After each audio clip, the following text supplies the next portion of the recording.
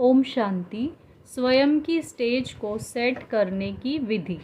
Revise date 1/8/71। आज समाप्ति का दिन है व समर्पण होने का दिन है। समर्पण अर्थात जो भी ईश्वरीय मर्यादाओं के विपरीत संस्कार व स्वभाव व कर्म है उसको समर्पण कर देना। जैसे कोई मशीनरी को सेट किया जाता है तो एक बार सेट करने से फिर ऑटोमेटिकली चलती रहती है। इस रीति से भट्टी में भी अपनी संपूर्ण स्टेज व बाप के समान स्टेज व कर्मातीत स्थिति की स्टेज के सेट को ऐसा सेट किया है जो कि फिर संकल्प शब्द व कर्म उसी सेटिंग के प्रमाण ऑटोमेटिकली चलते ही रहे। ऐसी अथॉरिटी की स्मृति की स्थिति की सेटिंग की है। ऑलमाइटी अथॉरिटी बाप है ना। आप सभी भी मास्टर ऑलमाइटी अथॉरिटी अपने को समझते हो। जो ऑलमाइटी अथॉरिटी की स्टेज को एक बार सेट कर देते हैं वह कभी भी ऐसे सोचेंगे नहीं व कहेंगे नहीं व करेंगे नहीं जो कि कमज़ोरी के लक्षण होते हैं, क्योंकि मास्टर ऑलमाइटी अथॉरिटी हो।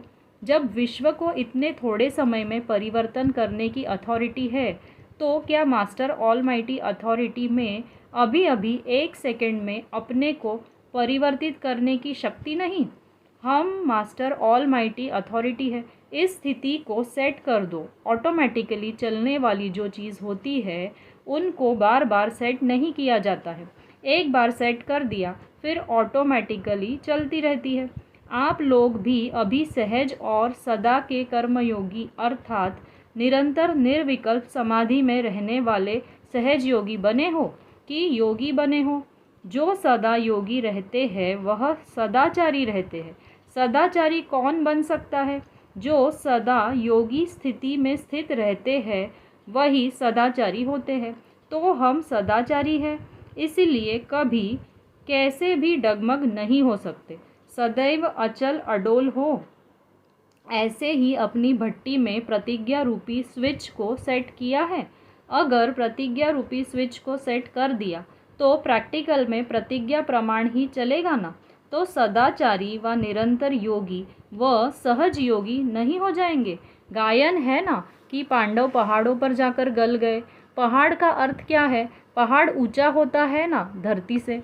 तो पांडव धरती अर्थात नीचे की स्टेज को छोड़कर जब ऊंची स्टेज पर जाते हैं तो अपने पास्ट के व ईश्वरीय मर्यादाओं के विपरीत जो संस्कार स्वभाव संकल्प कर्म व शब्द जो भी है उसमें अपने को मरजीवा बनाया अर्थात गल गए। तो आप भी धरती से ऊंचे चले गए थे ना। पूरे गल कर आए हो व कुछ रख कर आए हो। अपने में 100% निश्चय बुद्धि है तो उनकी कभी हार नहीं हो सकती। एक चाहिए हिम्मत, दूसरा फिर हिम्मत के साथ साथ उल्लास भी चाहिए। अगर हिम्मत और उल्लास नहीं तो भी प्रैक्टिकल में शो नहीं हो सकता। इसलिए दोनों साथ साथ चाहिए। एक अंतर्मुक्ता और दूसरी बाहर से शो करने वाली हर्षित मुक्ता, वह अवस्था है। दोनों साथ साथ चाहिए। इस रीति हिम्मत के साथ उल्लास भी चाहिए, जिससे दूर से ही मालूम हो कि इन्हों के पास कोई विशेष प्राप्ति है। जो प्राप्ति वाले होते हैं उनके हर चलन नैन चैन से वह उमंग उत्साह दिखाई देता है। भक्ति मार्ग में सिर्फ उत्साह दिलाने के लिए उत्सव मनाने का साधन बनाया है। खुशी में नाचते हैं ना। कोई की भी उदासी या उलझन आदि होती है वह किनारे हो जाती है ना। तो हिम्मत के साथ उल्लास भी ज़रूर चाहिए। और अविनाशी स्टैंप लगाई है। अगर अविनाशी की स्टैंप न लगाई तो क्या होगा? दंड पड़ जाएगा। इसीलिए यह स्टैंप ज़रूर लगाना। तो यह सदा काल के लिए समर्पण समारोह है ना। फिर बार बार तो यह समारोह नहीं मनाना पड़ेगा ना। हाँ, याद की निशानी का मनाना और बात है। जैसे बर्थडे याद निशानी के लिए मनाते हैं ना, तो यह समर्पण प्रतिज्ञा दिवस है।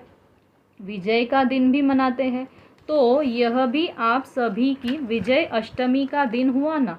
विजयी बनने का दिन सदैव स्मृति में रखना। लास्ट स्वाहा ऐसे करो जो सभी के मुख से आप लोगों को देखकर वाह वाह निकले और आपको कॉपी करे।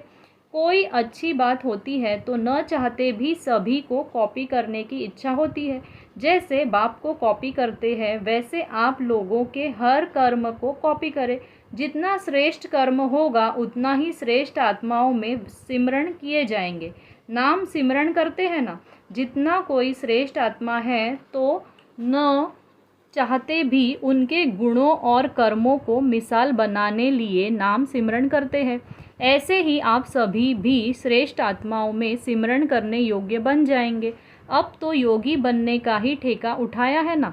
योग युक्त अर्थात युक्ति युक्त। अगर कोई भी युक्ति युक्त संकल्प व शब्द व कर्म नहीं होता है तो समझना चाहिए योग युक्त नहीं है, क्योंकि योग युक्त की निशानी है युक्ति युक्त।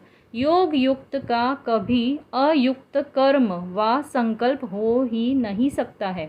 यह कनेक्शन है। अच्छा, ओम शांति।